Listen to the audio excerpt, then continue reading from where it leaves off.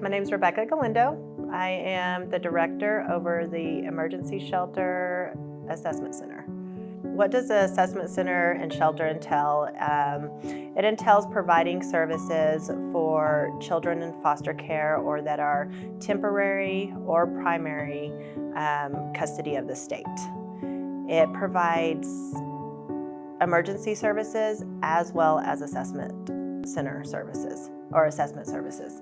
The emergency services are going to be your basic emergency services that provide shelter, a roof over their head, food, basic medical needs and care. Your assessment services are going to go a little bit further in depth, and that's going to be observing the children to try to come up with an overall picture of what their needs are as a whole.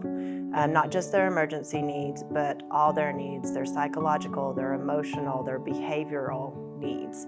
And that's conducted over a period of anywhere from 30 to 90 days. At the shelter, we primarily focus, we do provide the emergency services, but we also primarily focus on the assessment services because our end goal is try to get a full picture of what they need so we can provide an accurate recommendation for future placement to make sure that that placement will be successful.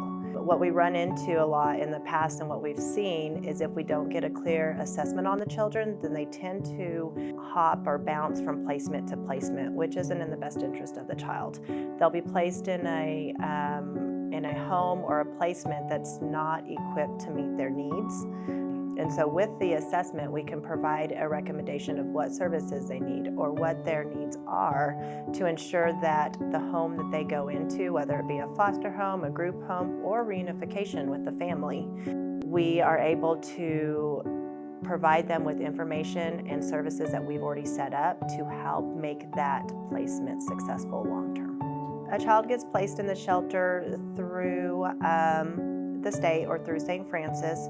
When a child, they can either be placed initially from a first-time removal where DFPS will get a call and they'll go and investigate and determine that the home or the living situation which the child is not, or that the child is not the safest place for them at the time being. And so they'll get an order from the judge to remove the child based on safety concerns, and then they will give us a call. And they'll provide us with as much information as they can, and then we will make the decision based off the information that's provided, whether we can meet the needs of that child. If we can meet the needs of that child and maintain safety, then we'll go ahead and accept them into our program.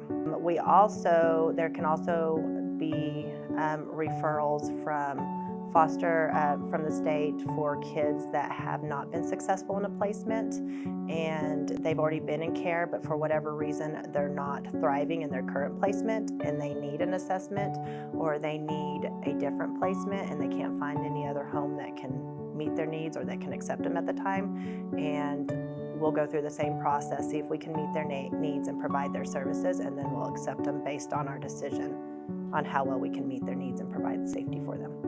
We are a program that provides love, that provides structure, that provides supervision, and that helps these children heal from the abuse and the trauma that they've endured.